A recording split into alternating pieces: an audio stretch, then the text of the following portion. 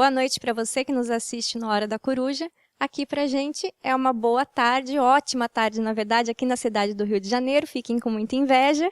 E a gente está conversando aqui com o sociólogo Luiz Eduardo Soares. Tudo bom, Luiz Eduardo? É um prazer estar com você, com o Paulo, e tendo um bom tempo para conversar. Um compromisso antigo de participar com vocês do programa, então, que ótimo, ótimo momento. Faz muito tempo que a gente queria levar você para Hora da Coruja, como não deu, a gente veio até aqui. E eu queria perguntar para você sobre as manifestações. Eu vi seu artigo sobre as manifestações, acompanhei você na imprensa falando sobre. Eu queria que você fizesse um apanhado geral das manifestações, qual que foram as suas impressões sobre essas manifestações e o que você acha que vai ser o futuro do Brasil a partir delas. Eu acho que o primeiro ponto, e eu quis destacar isso logo no primeiro texto, é que nós todos ficamos perplexos, ou deveríamos ficar, ou reconhecer a nossa perplexidade com o inusitado, com a diferença, com as características novas que nós podemos reconhecer nas manifestações. E por que destacar a perplexidade e a ignorância? Para que seja possível justamente admitir o enigma, o mistério, a surpresa, que são a contraparte da liberdade humana, da agência humana, da criação, da inventividade. Não para simplesmente elogiar a ignorância e resignar-se com a ignorância, não é? Mas para evitar a projeção dos esquemas cognitivos tradicionais. O primeiro movimento, o primeiro impulso meu, nosso, isso é natural, é projetar as categorias com as quais nós operamos, com as quais nós pensamos o mundo, os fenômenos sociais. É absolutamente natural, não há outro modo de fazê-lo. Mas em o fazendo, nós tendemos a observar naquela realidade a diferença em relação às nossas expectativas e aos nossos esquemas cognitivos. Qual é o resultado? Nós acabamos observando ali na realidade a nossa própria impotência, a nossa própria incapacidade de compreender esses fatos. E esses fatos ou fenômenos são, então, descritos como? Pelo negativo, pelo avesso. Eles não são organizados, são irracionais, não têm centro, não têm liderança, não têm propósito claro. Não, é uma lista do não ser, do não ter, né? Da falta. Ora, eles, entretanto, os movimentos existem, né? Há fatos aí, há eventos, e é preciso reconhecer a sua positividade. O que é que eles são? A projeção dessas categorias gera, então, uma percepção negativa, que, no fundo, é um espelho, como eu dizia, para a nossa incapacidade, nossa insensibilidade, nossa impotência.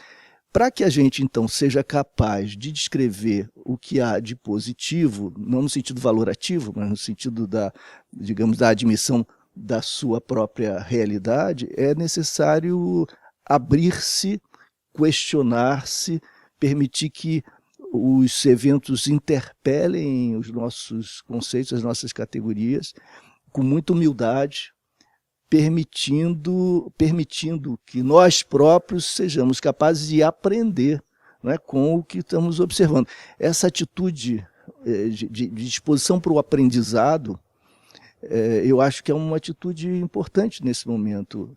Se nós não nos sentimos desafiados pelo que está acontecendo, é porque nós não estamos entendendo nada, ou estamos sendo muito rígidos e dogmáticos, e estamos simplesmente reiterando as nossas próprias crenças. Então, em primeiro lugar, eu acho que é reconhecer o caráter inaudito. Muita gente dos movimentos diz, não, mas perplexo, surpreso está quem não conhecia a sociedade brasileira, porque havia muita mobilização em muitas áreas, há toda uma estrutura já de alguma forma organizada, só que organizada fora de partidos, fora de sindicatos, associações, de igrejas, em coletivos, né, em iniciativas de muitos jovens, inclusive em periferias, etc. Isso tudo é verdade, mas nós não podemos derivar daí as manifestações, porque não há uma passagem direta, né? Portanto, mesmo aqueles que tendem a dizer que isso é mais ou menos esperado e natural, acho que está fazendo um esforço também para exorcizar o novo, o singular, o diferente, o desafiador. Então, esse, Fran, eu acho que é o primeiro ponto. Reconhecer que é inaudito, e é original na história do Brasil. Nós tivemos manifestações pela Petrobras, pelo ingresso do Brasil na guerra, pela anistia contra a ditadura, e, enfim, inúmeras outras, pelas diretas já, sempre em torno de bandeiras claras, com propósitos muito específicos, com a participação de partidos, sindicatos, etc., e nunca tivemos um tipo de irrupção assim, alheia ao sistema político partidário e na contramão do sistema político partidário, denunciando o colapso da representação política, que eu acho que está no centro de tudo isso. Então esse é o segundo ponto. As manifestações disseram: o rei está nu. No fundo, nós já convivíamos com escárnio, com ceticismo, com essa crítica permanente ao sistema político e aos políticos, etc. Inclusive críticas, muitas vezes, nós considerávamos genéricas e injustas, porque homogeneizavam situações que são muito heterogêneas, etc. Mas o fato é que existia essa repulsa aos políticos, não só por conta de corrupção, né, mas pela indiferença relativamente às questões mais dramáticas, mais urgentes, mais profundas, das desigualdades, das iniquidades, enfim, e até um certo desprezo à participação. Essas decisões autocráticas, autoritárias, relativas à Copa do Mundo, Olimpíadas, redesenhando cidades, a revelia da vontade popular, sem ouvi-la na sua pluralidade, eu falo singularmente a vontade popular, mas na sua pluralidade, nas suas múltiplas vozes, essa atitude é uma expressão do desprezo em relação à participação democrática. Um outro ponto importante: o Brasil foi às ruas e se rebelou, digamos assim, na sua diversidade, porque o Brasil melhorou muito. Esse é um outro ponto que eu tenho destacado. Não são contraditórios, ao contrário, rebelam-se os grupos que conquistaram alguns avanços importantes, que se sentiram empoderados, que ouviram o clamor da cidadania e passaram a crer na cidadania. Nós, afinal de contas, falamos tanto em cidadania desde a Constituição, pelo menos, de 88, e a massa da população, então, se pergunta: isso é para valer? Então vamos lá. Ser cidadão não é pouca coisa, o cidadão, não é? Se é para acreditar nisso, e agora em função da redução das desigualdades, da potencialização envolvida em novas políticas sociais, nos últimos 20 anos e 10 anos em particular, há, de fato, essa expansão desses sentimentos e dessas experiências potencializadoras, então o cidadão, a cidadã, diante da sua própria experiência, vislumbram outras possibilidades, né, de afirmarem-se no sentido democrático. E nós estamos vendo, então, que não se cria o cidadão impunemente para circunscrevê-lo, regulá-lo, administrá-lo ou administrá-la, né, para aprisioná-la num certo limite. É para jogar o jogo com liberdade, né? Então agora nós vamos pagar o preço, que bom, das tensões, das contradições, e isso é extremamente positivo. Há riscos envolvidos, mas que bom, sem risco não há futuro, né? Nós reinventamos, esse é um outro ponto, a temporalidade, porque o Lula antecipou em um ano as eleições presidenciais, e o futuro estava suspenso, o presente se reproduziria no futuro, não é? Havia uma espécie de cristalização, porque todos já sabiam o que ia acontecer no ano que vem. Dilma seria reeleita, as coisas estavam resolvidas. Então é como se nós tivéssemos uma concentração do tempo paralisando a própria história. E subitamente a história irrompe com a liberdade e com a indeterminação e a imprevisibilidade. Agora há futuro e há temporalidade. E muitos outros temas, eu estou me estendendo demais aqui. A sua fala me lembra muito o primeiro artigo do Lula no New York Times. Ele fala que ele deu possibilidade para algumas pessoas terem o que elas nunca tiveram e dessa forma quererem conquistar mais coisas. Você acha que ele está certo nisso que ele falou? Está certíssimo, eu tenho escrito sobre isso. Eu só acho que o Lula, no artigo, foi unilateral. Ele disse: bom, o Brasil agora está querendo mais e está assim, insurgindo contra iniquidades ou contra certos limites que existem, etc., para ir além, graças à potencialização decorrente da redução de desigualdades e do avanço da democracia. Acho que está absolutamente correto.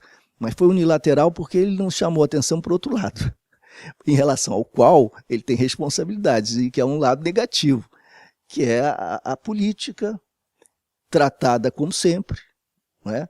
Em que as negociatas, os arranjos de todos os tipos, com absoluto desprezo por qualquer limite ético, se converteram todos esses procedimentos em sinônimo de governabilidade. Então, em nome da governabilidade, em nome da continuidade de políticas que são positivas, vende-se a alma.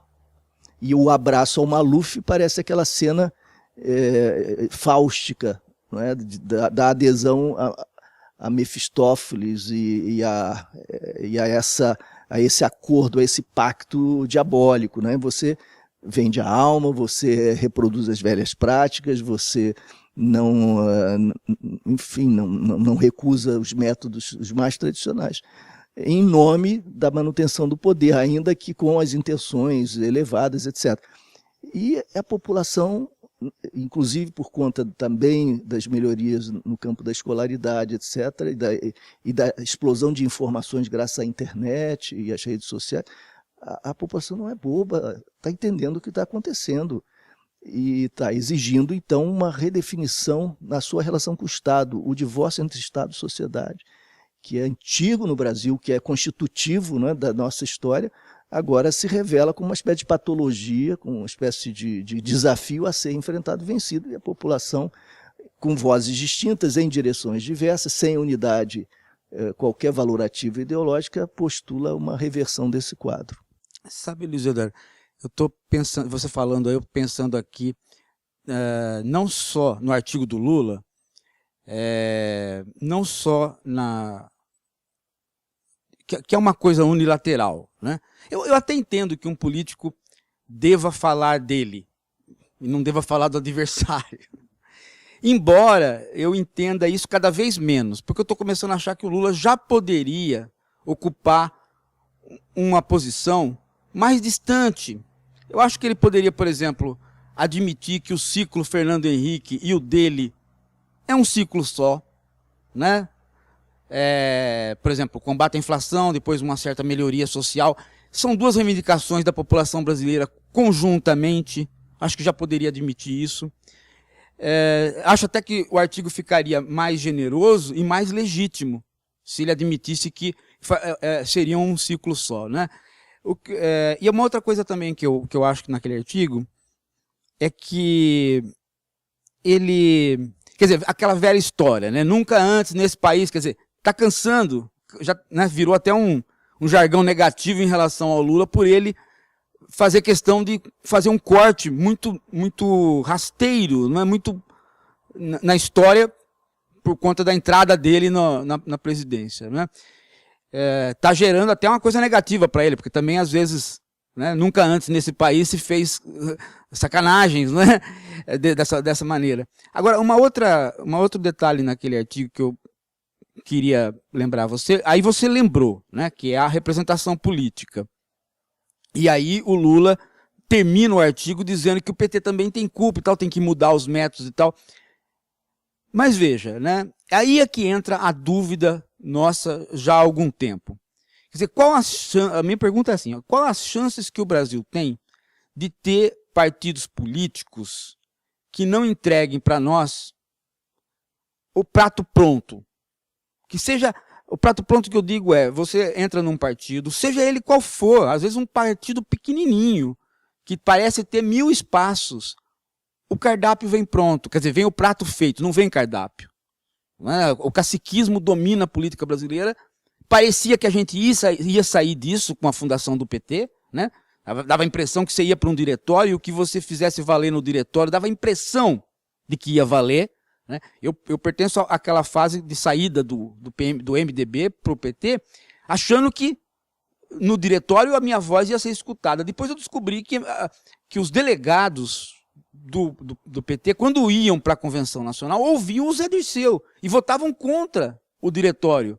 E isso foi uma evolução que foi percebida, foi notada, foi denunciada no partido e, ao contrário do partido tomar cuidado com isso, aí que piorou. Quanto mais denunciava esse tipo de manipulação nas convenções, mais ela acontecia, até se chegar à história do mensalão, ou seja, o partido agindo de maneira subterrânea né? Então, a ideia minha é essa, quer dizer, ele fala lá no final do artigo que o PT tem culpa de não entender os movimentos, né? De não fazer uma política renovada. Eu fico imaginando assim, como é que você está vendo isso? Tem uma parte da juventude que é contra a representação política, essa que está aí, quer dizer, esses representantes. Mas tem sim uma parte que é contra qualquer tipo de representação política. Isso tem um lado libertário, né, que assusta os conservadores. Não assusta muito a gente, mas assusta os conservadores. Tanto é que os conservadores às vezes chegaram a preferir que não houvesse nenhuma manifestação do que houvesse uma contra o PT. Né? Tem muito conservador que a hora que a manifestação começou a ganhar um caráter contra partidos políticos, seja eles quais fossem, né? E não contra o partido político neste momento, mas contra o partido político em todo e qualquer momento, voltou atrás, começou a condenar as manifestações. Né? De modo que... Mas enfim... Eu tenho essa dúvida, não sei se você tem essa dúvida, de que nós estamos impotentes diante do caciquismo de todos os partidos e correndo o risco de você ter a representação política deslegitimada. São várias questões, né, Paulo? Eu acho que concordo com você basicamente com a sua reflexão na íntegra, mas eu faria algumas ponderações, algumas qualificações. Então, em primeiro lugar, claro que há uma multiplicidade muito grande de propostas, né? Um movimento de massa com essas características da diversidade, da pluralidade, então evidentemente há de tudo, inclusive grupos que não têm nenhum tipo de compromisso com nenhuma versão democrática de sistema político, de nenhum tipo, não é? Nós vamos encontrar se formos pesquisar. Isso faz parte do processo, né, da sua amplitude. Um segundo ponto, acho que quando Lula faz a autocrítica ou a crítica ao PT, está tocando um ponto importante, mas talvez não com a ênfase e a profundidade necessárias, até reconhecendo a sua participação em todo esse processo. O PT foi cooptado.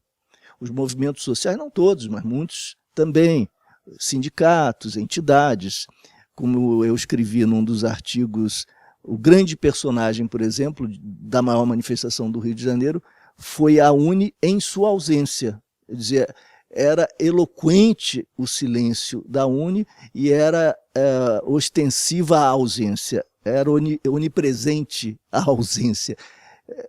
Era extraordinária aquela ausência, optaram pela cooptação. Então, a cooptação promove estabilidade de expectativa, estabilidade política, ruas desertas do ponto de vista político, aplausos, silêncio, anuência, aquiescência, ao preço da impotência de todos esses movimentos e de todas essas entidades. Elas recebem verbas, apoios, etc., negociam também no seu pacto fáustico esse apoio, esse endosso ao governo. O governo flui, então isso facilita o trabalho do executivo na União, no governo federal, mas o preço a pagar historicamente pode ser muito alto. A impotência, né, o descrédito e a ruptura com uma história de vínculos orgânicos, etc. E, portanto, há uma responsabilidade também do Lula, também dos governos federais na cooptação. Aliás, essa é uma problemática que data do início do século XX, como objeto de debate nas esquerdas. A sobreposição partido, governo, Estado sempre foi objeto de muitas críticas, porque isso leva a consequências desastrosas, não é? O apartamento, essa separação entre Estado e sociedade e a perda de legitimidade dos instrumentos políticos, dos porta-vozes políticos e perda de organicidade da democracia em qualquer das suas versões. Então, os resultados são autoritarismo, né? Autonomização das lideranças, oligarquização democrática ou não, etc. Quer dizer, proveniente de ambições de estratégias democráticas ou não. Portanto, a ausência do PT à frente dos movimentos e a ausência de muitas entidades é um outro fato muito significativo, muito expressivo. Um outro elemento fundamental, você descreveu muito bem as dificuldades dos partidos, de uma maneira geral, de agirem democraticamente. Eles todos acabam, como você dizia, reproduzindo o caciquismo e, enfim, abdicando da participação, renunciando aos projetos, mesmo aqueles mais generosos, que lhes deram origem. Mesmo os partidos mais comprometidos com essa pauta participativa e democrática, eles também se oligarquizam. Eu acho que, como diz um amigo meu, a única regra sociológica, a única lei sociológica demonstrada ao longo do século XX, confirmada pelos fatos e até hoje não contestada, não revogada, é a lei da oligarquização democrática dos partidos, né, formulada por um aluno do Max Weber, que é o Robert Michels. A ideia de que, naturalmente, os partidos acabam, por conta da necessidade de sua organização, por criar funções diferenciadas que acabam se autonomizando. Os funcionários que se devotam a certas práticas são indispensáveis à promoção da organização, os encontros, as pautas, as comunicações, as listas, os dados, etc. Esses personagens têm de se profissionalizar para que se viabilize a ampliação da experiência organizacional. Essa dedicação corresponde a um saber específico. Quem é quem, quais os endereços, como eu chamo, como eu organizo. Esse pequeno saber se amplia, se enriquece e corresponde a um poder. Eu chamo ou não chamo, eu organizo aqui ou não, como é que eu conduzo reuniões, etc. Esses poderes acabam se autonomizando na medida em que esses personagens não são facilmente substituíveis. E, portanto, uma certa camada começa a se descolar, né, do grupo mais numericamente significativo. E esse processo corresponde também ao processo da modernização na leitura weberiana, autonomização das esferas, diferenciação, racionalização entendida como distanciamento entre os responsáveis pela reprodução de um certo sistema daqueles que mobilizam as práticas cotidianas, das dinâmicas rotineiras, etc. Então, o estabelecimento de distâncias, a afirmação de certos poderes, a disseminação de saberes que se multiplicam e diversificam, compõem um quadro que não é tão distinto assim, ainda que as orientações teóricas e políticas sejam diversas, das análises de Michel Foucault, por exemplo. Ainda repito que os diagnósticos sejam diversos, mas nós temos de fato um processo que se reitera em todos os partidos conhecidos, mesmo os mais profundamente comprometidos, como dizia o Paulo, com a democracia, com a participação. Isso, portanto, não é novidade, não é uma característica exclusiva desse ou daquele partido do PT. E não é possível romper esse ciclo. Nós não conhecemos até hoje nenhuma possibilidade alternativa. Então, estamos diante de um impasse, eu concordo também com o Paulo. Eu acho que há uma diferença aqui, não entre nós, mas entre esse nosso reconhecimento e a negação dos apologistas do sistema partidário tal como nós o conhecemos. Eu acho que a admissão da falência desse modelo não necessariamente nos condena ao ceticismo, à apatia, à inércia ou ao elogio da anarquia ou de uma supressão da política ou da representação. Isso seria, a meu juízo, completamente equivocado e irresponsável e geraria tiranias ainda mais selvagens. Então, pelo menos de minha parte, reconhecer a falência desse modelo é imperativo, dá razão em primeiro lugar, mas não nos deve conduzir ao imobilismo. Nós precisamos, reconhecendo essas limitações, inventar coletivamente alternativas.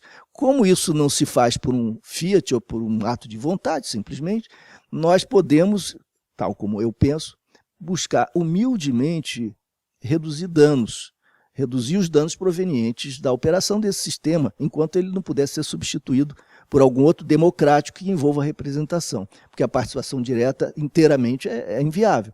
Mesmo com o desenvolvimento tecnológico das comunicações, a participação inteiramente direta é inviável por múltiplas razões, das quais podemos falar depois também. O fato é que temos de reinventar a representação política. Não sabemos como fazê-lo e o processo tem que ser coletivo e histórico. A melhor maneira responsável, não leviana, de avançar é ampliando margens de participação, sem suprimir os institutos de representação a despeito dos riscos permanentes de oligarquização.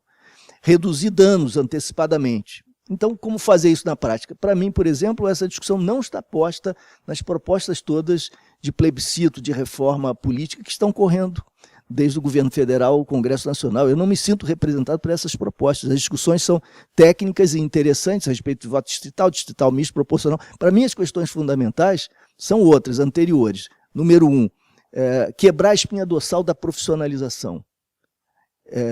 Porque aí nós começamos a tocar questões mais fundas. Como fazer isso? Impedindo renovação de mandatos, impondo limites. Então, eu diria, por exemplo, mandato legislativo, parlamentar, 2 anos. Não é nada demais, nos Estados Unidos são 2 anos. Com uma renovação possível, uma reeleição possível, ponto final. E esse tipo de intervenção, por exemplo, exige rotatividade e impede esses projetos de renovação de mandatos que acabam condenando cada um a fazer o jogo do mercado de votos, não é? Com as alianças todas, porque se torna um negócio, uma profissão, um negócio, e essa autonomização da qual nós falamos e que é mais ou menos inexorável no quadro contemporâneo, acaba se dando de modo, digamos, livre de contestações e sem obstáculos. Para reduzir danos e impor obstáculos a essa tendência que é mais ou menos inexorável, nós podemos impor esse tipo de limite. Por exemplo, segundo ponto, candidaturas avulsas da sociedade. Puxa vida, os partidos têm que ter monopólio da representação? Pois é preciso que haja liberdade da sociedade de se manifestar. Os cientistas políticos, meus colegas, falarão em nome da estabilidade, da previsibilidade, e criticarão certamente a limitação da renovação de mandatos e criticarão a ideia das candidaturas avulsas, dizendo que isso tenderá a fragmentar ainda mais o Congresso Nacional, dificultando ainda mais as negociações e empurrando ainda mais os governos ao presidencialismo de coalizão e às negociatas de todo tipo, a corrupção, etc. Essa é uma hipótese. Existe esse risco. Mas nós estamos tão mal, a situação é tão grave, que eu acho que nós precisamos correr todos os riscos, porque nesse caminho em que nós estamos só à frente, a ruína, de fato, da representação, no sentido de degradação das fontes de legitimidade do sistema político democrático. Então isso é muito mais grave. A inércia, nesse momento, é mais grave do que a ousadia. O sistema, então, aberto para participação de candidaturas avulsas, 2 anos e apenas uma eventual renovação de mandatos, constituiria um ponto. Segundo, financiamento nem público nem privado, do meu ponto de vista. Nem privado, nem público. Então, como se faz? Contribuições individuais, pessoas físicas, com limite, R$500, por exemplo, sei lá, alguma coisa assim. Mas aí não vai haver dinheiro para ninguém. E qual é o problema? Você tem as redes sociais, tem os seus amigos. Bom, aqueles que têm dinheiro, não. Nós temos que, de fato, controlar pela internet, né, em tempo real, doações e gastos de campanha. Isso tem que ser seriamente controlado, todos serão muito pobres. Tempo de televisão, você pode imaginar o seguinte, uma alternativa em que, no limite, eu digo isso até para provocar, não haja tempo de televisão, nem se possa comprar nenhum tempo de televisão. Acabou a história de tempo de televisão. Mas como é que se faz? Se usa a internet gratuitamente, não é? E se fazem aí as redes, e nós vamos buscar outros modos para acabar com essas campanhas que são todas elas baseadas em efeitos especiais, não é? Superproduções, milhões e milhões de gastos. Será que isso vai beneficiar quem é rico, quem é poderoso, já é conhecido? No início, sim. Mas isso cria espaço também para uma renovação extraordinária. Eu digo isso para provocar, eu estaria disposto a negociar tudo isso, vamos recuar um pouco. Mas uma proposta assim radical acaba com essa história de televisão e voto obrigatório. Eu sei que isso também é complicado, porque o voto obrigatório é também uma garantia primeiro, a ideia do dever, e segundo, a ideia de que o Estado tem de oferecer as condições mínimas para que haja uma votação de quem quiser participar. Muitas vezes a ideia do voto obrigatório significa obrigatoriedade imposta ao Estado de oferecer os meios de participação pelo voto, etc. Nós sabemos o que o voto facultativo poderia fazer no interior do Brasil. Simplesmente desconhecimento, não provisão dos meios para que haja voto, etc, etc.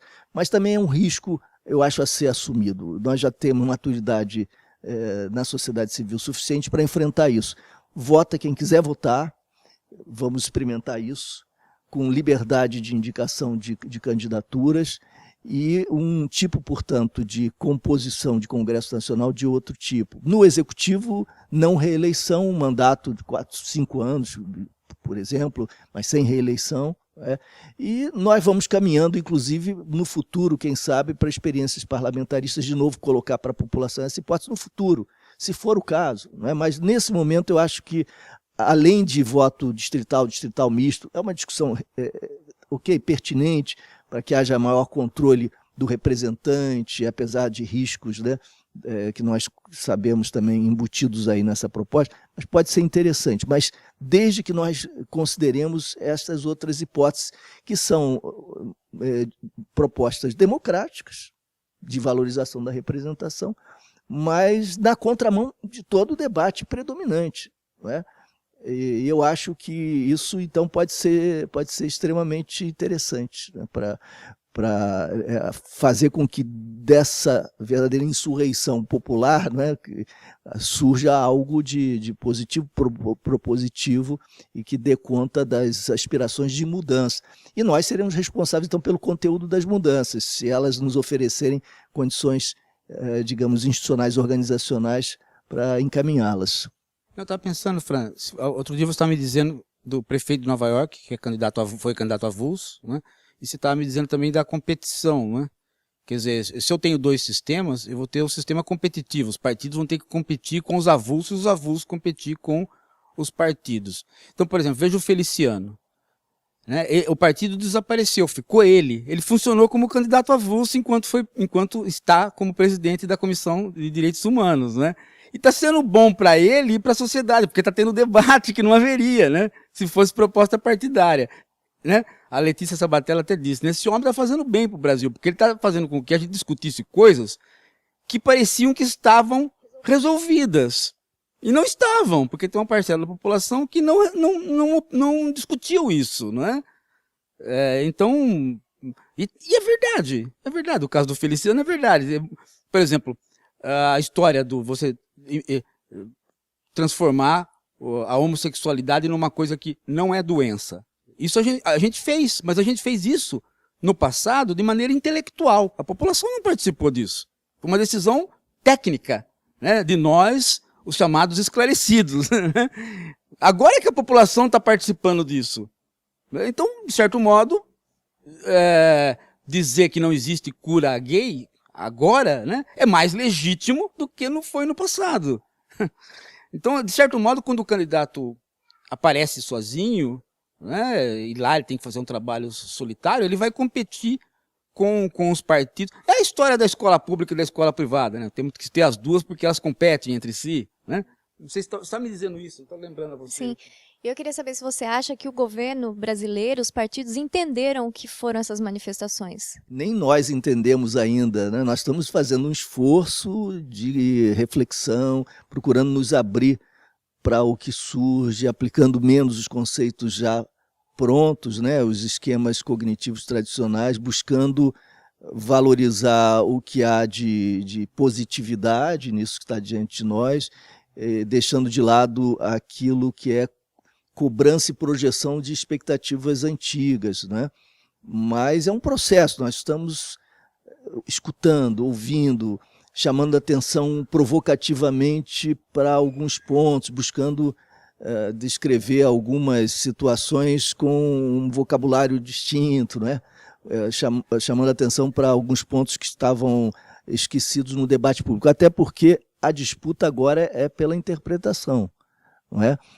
Desde o início, a disputa sempre é também pela interpretação, mas na medida em que há um natural refluxo em todos os processos, há um certo dinamismo que segue o impulso e que é acompanhado por um refluxo, depois isso se transforma, nós não sabemos para onde vai, como se metamorfoseia, como se retoma, como se esvazia, não sabemos, porque isso é vivo, está se fazendo conosco e nesse momento, nesses dias. Portanto, eu não diria que nós entendemos. Agora, os políticos profissionais, via de regra, com sempre as honrosas exceções, não estão nem fazendo o esforço, eu não os percebo fazendo um esforço no sentido de compreender.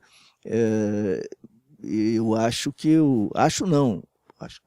certamente há evidências de que a tendência é vamos buscar evitar o desgaste, reduzir ao mínimo o desgaste, vamos buscar cooptar o que for possível, absorver essa energia em nosso benefício, na medida em que isso for possível, e vamos nos mover oportunisticamente, sem alterar absolutamente o quadro de referência, porque a grande maioria não se pauta por avaliações ético-políticas e por grandes interpretações da história do Brasil, pelas questões atinentes aos caminhos da sociedade brasileira. A gente sabe que são profissionais buscando maximizar as suas utilidades, né? Glória e poder, renovação de mandatos, capital político, articulando-se com os lobbies financeiros econômicos, etc. E a gente também deve chamar a atenção para o fato de que não são apenas os políticos, nem podemos generalizar, nem são apenas os políticos os problemas, o problema. Nós temos elites econômicas que articulam as licitações, articulam as decisões em torno de licitações, os grandes lobbies no mercado imobiliário, por exemplo, que estão presentes nas decisões sobre o desenvolvimento das cidades. Enfim, agora nas Olimpíadas, Copa do Mundo, é evidente a mobilização de grandes interesses, e nós não podemos, portanto, esquecer que esses políticos não são o problema, são parte de um problema em que o sistema político e o sistema econômico se articulam. Então, também é importante que tenhamos claro isso. Os políticos não estão buscando a virtude pública e o bem comum, na sua maioria estão fazendo seus negócios. E os operadores do nosso capitalismo, que continua em parte selvagem, nós reduzimos essa selvageria, felizmente, nos últimos 20 anos, etc., mas continua autoritário, esse sistema continua se reproduzindo vorazmente, não é? As margens de manobra do executivo na União, do governo federal, portanto, são estreitas em qualquer governo, né? Porque o sistema se globalizou e há uma faixa de discricionariedade, de arbitrariedade, no sentido positivo da palavra, de decisão, de liberdade, nos marcos constitucionais, mas com possibilidade de reinvenção de realidade, intervenção com políticas públicas, políticas econômicas, há um espaço reduzido, muito mais reduzido do que em outros momentos históricos. E esse é o jogo jogado, não há alternativa nesse quadro histórico. Seria ingênuo e absurdo supor que, por um fiat de vontade, nós reinventamos o mundo. Mas não é assim. A realidade tal como nós a definimos, regida por certas lógicas, é essa. E nesse contexto, os operadores da política buscam avançar quando tem algum compromisso social, contando com margens estreitas. Não nos iludamos, esse continuará sendo o jogo. Mas nós podemos reduzir a selvageria desse capitalismo, promover mais igualdade, reduzir a desigualdade, ampliar a participação, esticar a corda do sistema político para evitar as manobras que nos têm conduzido a próprio esvaziamento da legitimidade. Tudo isso nós podemos fazer e temos de fazer, mas com essa consciência crítica. Os políticos estão fazendo o seu jogo, desconversando. Estão agora discutindo reforma política, eles sabem que a questão da representação está em questão, né, que está em tela de juízo, né, o colapso da representação está posto, então a desconversa qual é? Vamos discutir sim um novo sistema, só que o novo sistema é a interação desse sistema com algumas maquiagens ou com algumas transformações que podem ter até seu interesse, mas que nem de longe tocam problemas essenciais. Então, nos cabe, eu acho, na disputa pelas interpretações, que o movimento das ruas continua aqui, nesse programa continua nas nossas conversas, nas aulas, nas salas de aula, nos livros, nos artigos, na internet. As ruas invadem todos os outros espaços e também os outros espaços invadem a rua, e nós continuamos fazendo o movimento, reinterpretando-o e projetando para o futuro. Uma palavra rápida sobre os grandes eventos. Eu acho muito interessante o fato de que as mobilizações sequestraram os grandes eventos, né? Expropriaram os grandes eventos. E os jogos nas arenas caríssimas, bilionárias, elitistas, excludentes, esses jogos passaram a ser jogados na rua. O grande evento são as manifestações de junho. E o legado que se imaginava, o legado da Copa, o legado das Olimpíadas, essas questões todas, agora é o legado político, na nossa cultura política, das manifestações. O sentido do grande evento mudou pela ação criativa dos homens e mulheres brasileiros, né? Nós trouxemos para o meio da rua a Copa do Mundo, Olimpíada, o grande evento é outro, o grande evento é político, isso é absolutamente extraordinário. Uma outra narrativa, uma narrativa sobre a história do Brasil que redefine a relação da sociedade consigo mesma e que conecta a sociedade brasileira a movimentos internacionais que são muito distintos, mas que tocam algumas pautas análogas, né? Então, a internet e o imaginário coletivo nos articula numa narrativa global muito interessante e promissora. Eu estava pensando aqui, Luiz Eduardo e Fran, na algumas pessoas que, é claro, né? Você sempre tem aquela visão, às vezes, um tanto ingênua, do seguinte sentido, né? Tenho visto algumas falas conservadoras de gente ingênua, mas também de intelectuais, né? Conservadores no seguinte sentido, né? O gigante acordou, fez xixi e voltou a dormir. Né? Quer dizer, é o desprezo de uma interpretação que me parece ser uma interpretação necessária no seguinte sentido. Quer dizer, há uma mudança da agenda política no país, ninguém pode negar. Né? Ninguém pode negar que a presidente está fazendo outra coisa e ela não planejava fazer plebiscito. O que ela planejava? Ela planejava terminar a Copa do Mundo, né? E vir receber mais uns pontinhos no Ibope. A Copa terminou, não é a Copa do Mundo, né? Essa Copa que teve aí, ela terminou e a presidente está pegando os cacos de um Ibope baixíssimo, né? Uma discussão que não estava prevista está acontecendo, né? E uma população de jovens que não havia participado desse tipo de coisa participou. Quer dizer, então, no mínimo, você tem 3 mudanças, 2 objetivas e uma subjetiva, no mínimo, né? Que fazem com que você tenha 2013 como um marco histórico que você não vai poder mais eliminar. Né? Então eu digo isso porque tem muita gente que imagina que as coisas precisam ter uma continuidade na rua, que não é verdade, né? As coisas não precisam ter uma continuidade na rua porque elas estão continuando em outros canais. Né?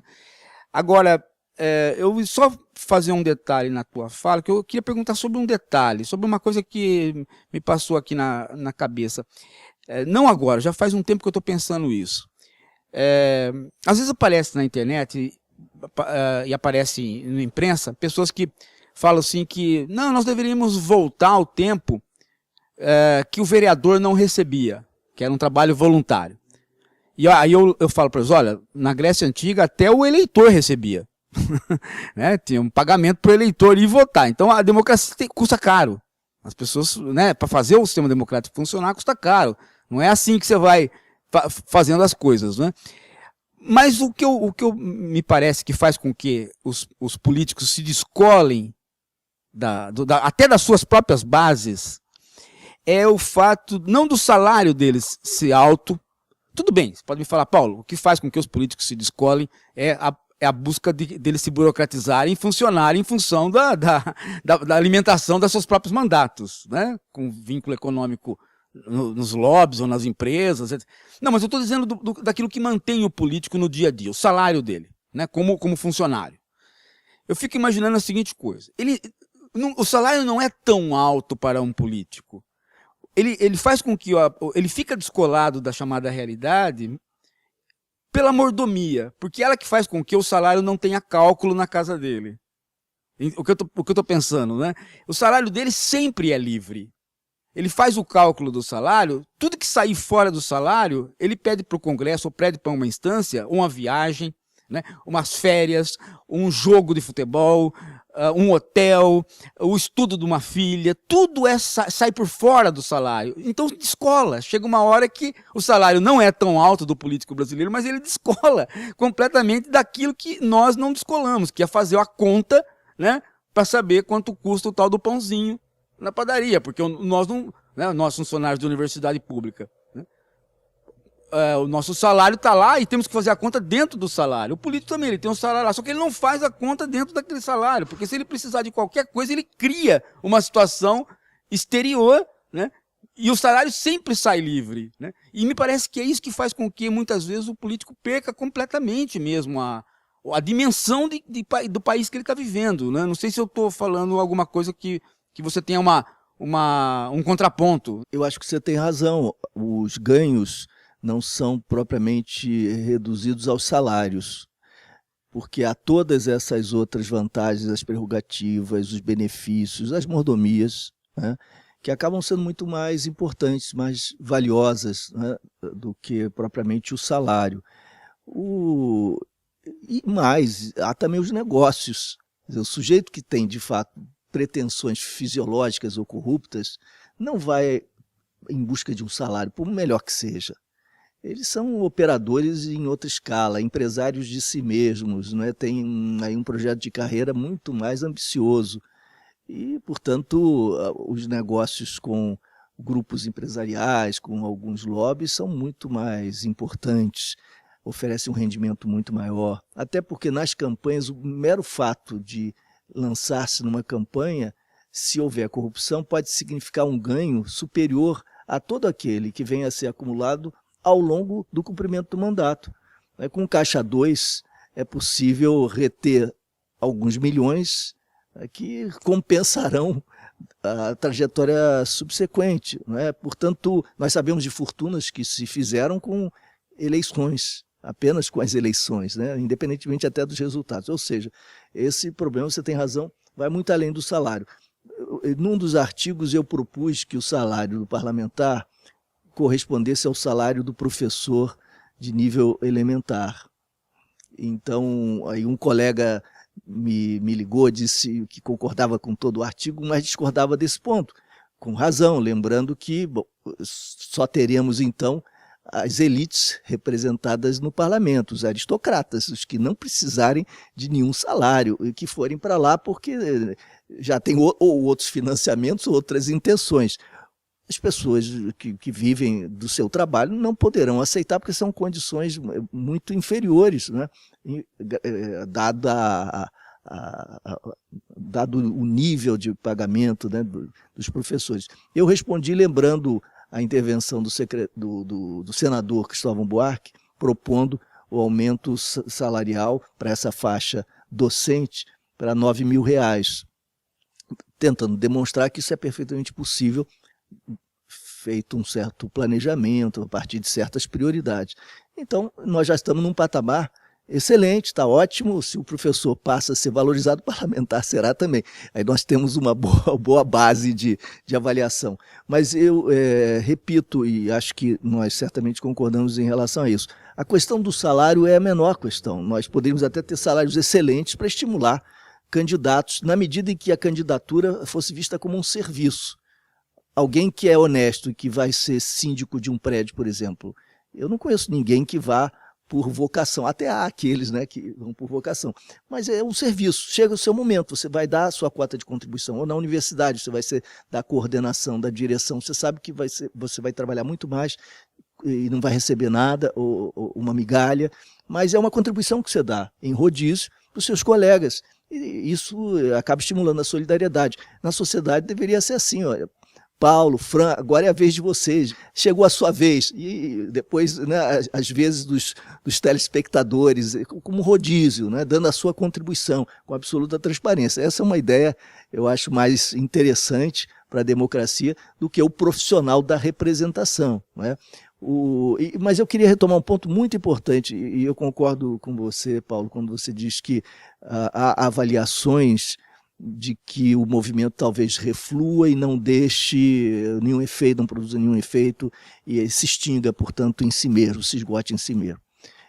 De fato, existe esse tipo de análise ou de prospecção, e não só entre conservadores, eu tenho ouvido isso das vozes mais diferentes, de todos os quadrantes, de todas as pontas e pontos do espectro político, à esquerda, à direita, etc. Isso eventualmente não dá em nada. Eu não acredito nisso, não penso assim, e estou de acordo com você. E não penso assim até por certos pressupostos teóricos, pela pelas convicções de fundo, pela visão que tenho do ser humano e da sociedade. Não há, a meu juízo, possibilidade de absorção de certos fenômenos e de certas energias que são mobilizadas. Elas se transformam, mas não são eliminadas propriamente. Vejo o caso, eu acho mais típico, exemplar, do hipismo dos anos 60. Aquilo transformou o planeta, pelo menos o mundo ocidental, profundamente. E as análises mais simplórias dizem o seguinte: o capitalismo absorveu, assimilou todas as críticas, absorveu e incorporou a margem, a transgressão, e criou lojas com nome, por exemplo, lixo, vendendo calças já rasgadas, e de modo a estilizar, fetichizar o que antes era vivido como experiência autônoma, afirmação da juventude, ousadia à margem do que se chamava antes establishment ou sistema, etc. É um grande engano. Claro que a máquina capitalista torna a mercadoria o que lhe passar pela frente, e é claro que vai haver todo esse jogo de assimilação, mas nós mudamos o espírito do tempo, as questões libertárias emergiram, o comportamento sexual se transformou, as relações amorosas se transformaram, os vocabulários, as linguagens, os códigos pelos quais nós expressamos e pensamos as relações humanas se transformaram com grande impacto na política. É uma visão absolutamente reducionista, essa que aponta para a mera capacidade de assimilação e reprodução. Reprodução a que preço, com que transformações e o que resta, quais os vestígios, quais os excedentes que permanecem aí vibrando, pulsando, estimulando e inspirando novas possibilidades. Isso também ampliou o repertório de imagens, o repertório de instrumentos criadores de alternativas, o repertório fértil para a imaginação humana. Quer dizer, é de uma pobreza extraordinária. Quem disser que o que aconteceu não dá em nada e não vai dar em nada, não está entendendo rigorosamente nada, porque o que aconteceu, como você disse muito bem, aconteceu. E simplesmente o fato de ter acontecido muda a relação da sociedade consigo mesma, dos indivíduos consigo mesmos e com a política, com a participação pública, com a coletividade. E isso não se altera, isso é irreversível. Que consequências isso tem? Não sei, ninguém sabe, talvez nenhuma praticamente. Mas a densidade, a profundidade dessas transformações, que são hoje insondáveis, essa profundidade e essa intensidade se revelarão de algum modo mediado, imperceptível no futuro, porque nós somos diferentes, nós nos transformamos também. Intelectualmente nos transformamos também, porque quem continuar pensando com os esquemas cognitivos anteriores é porque também não foi capaz de se abrir para essa interpelação. Tem a mesma atitude dos políticos, quer cooptar, quer exorcizar a singularidade, o novo, a diferença, quer simplesmente reiterar suas convicções, não se deixar abalar e subverter. É uma atitude conservadora que, na verdade, é defensiva, mostra a insegurança de cada um de nós e a nossa dificuldade de lidar com o desafio do pensar, né, do refletir. Nós só ganhamos com essa abertura. Nos desafiamos, nos sentimos mais inseguros do que usualmente, mas nós podemos crescer, amadurecer, se nos dispusermos a essa consideração mais aberta. Não sabemos, reconhecemos que não sabemos, mas reconhecemos que há aí uma positividade que precisa ser objeto da nossa consideração, a mais humilde e criativa possível. Luiz Eduardo, eu quero agradecer muito sua participação aqui no Hora da Coruja e vou deixar a palavra a você para fazer suas considerações finais. Eu acho que esse é um exercício tão interessante que a gente está fazendo, não é? De explorar a internet e outras possibilidades de comunicação. De certa maneira, nós estamos conversando com as redes, as trocas, esses fluxos que estão se constituindo por aí e alterando as práticas e as formas de pensá-las, né? E de alguma maneira isso aqui é uma extensão. Nós estamos aqui na nossa rua, na nossa mobilização, vocês vindo até o Rio e generosamente se dispondo a me ouvir. Eu tenho feito o possível também para participar e acho que esse também é um exercício do universo intelectual interessante, do universo acadêmico, dos docentes. Nós temos feito na UERJ reuniões para debater com os alunos. As salas de aula foram tomadas pelas ruas, no sentido de que era impossível você fingir que esses fatos não aconteciam. E era muito mais difícil, inclusive, dar a aula em torno do problema, porque nós tínhamos de mostrar como se pensa em ato. Como é que se constrói um pensamento sociológico, antropológico, politológico, filosófico, o que seja, a partir de fenômenos novos. Nós não estamos discutindo só os autores e o passado e a história, fora dos livros, com os livros, porque senão eles não teriam serventia, porque eles sempre nos iluminam para além da sala de aula, então eles são referência importante, mas tendo de responder com criatividade, acolhendo as várias vozes e trocando nesse momento. Então, as salas de aula e as famílias, né? As famílias conversando no jantar, a troca no bar, a conversa na calçada. Isso é muito interessante. A política voltou a ser interessante, voltou a ser tema, voltou a estar na pauta. E dos jovens que achavam tudo isso uma chatice que não lhes dizia respeito. Os jovens empolgados, e é muito interessante para concluir, já que eu falei na docência e nos cursos, na UERJ, eu estava dando mais uma vez o pensamento político, história do pensamento político moderno, a gente chama clássico moderno, desde o século XVI, XVII até século XIX, e vi com os meus alunos que todos os nossos temas, que são os temas da filosofia política ocidental, democrática, liberal ou conservadora, todos os temas com os seus impasses, as suas contradições, estavam na rua, na pauta da rua, na agenda. Democracia, participação, representação, os impasses da representação e da participação, as variações da democracia, o autoritarismo, as ideias todas que circulam nas redes sociais, que circulam nas ruas, passam por Rousseau, passam por Locke, passam por Montesquieu, passam por Kant, passam por Hume, passam por Burke, na versão conservadora, ou por Hobbes, chegam a Marx, vão às variantes todas lá do anarquismo, né? Bakunin, etc. Quer dizer, toda essa história do pensamento continua sendo tão viva, tão presente e tão útil, né? E, por outro lado, as ruas foram capazes de valorizar tanto o nosso curso, digamos, o nosso repertório de questões, que nós todos nos sentimos mais vivos, né? E a vida universitária também se mostrou mais ativa, mais responsável, mais arejada, né? Mais relevante para todos nós. Então, obrigado pela possibilidade de interagir com vocês e com os espectadores, telespectadores, ainda por esse meio virtual. Então esse foi o Hora da Coruja especial, direto aqui do Rio de Janeiro, com o Luiz Eduardo, com o Paulo, comigo, Fran, e eu espero que vocês tenham gostado bastante. Até a próxima semana.